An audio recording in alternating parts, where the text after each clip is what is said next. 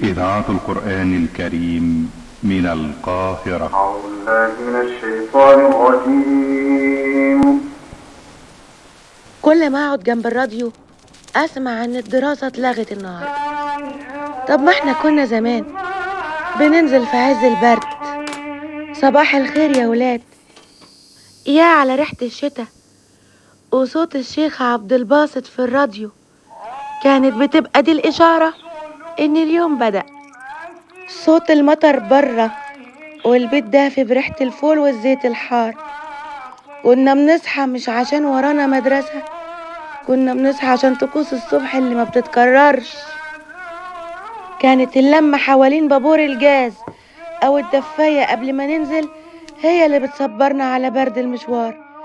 أيام ما كان القلم الرصاص وكراسة الرسم هما كل طموحاتنا. صحيح يا ولاد، راحت الأيام بس لسه ريحة المطر بتفكرني بكل تفصيلة. الشتا زمان كان له طعم تاني. شاركوني يا حبايبي، يقولولي ايه أكتر حاجة بتفكركم ببرد التسعينات؟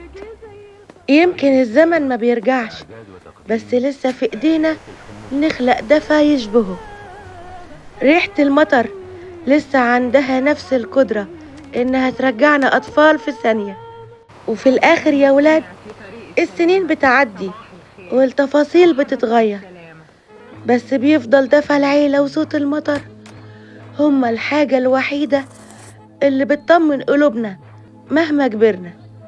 الشتا زمان ما كانش مجرد سندوتشات ولبس تقيل، كان روح لسه عايشة جوانا.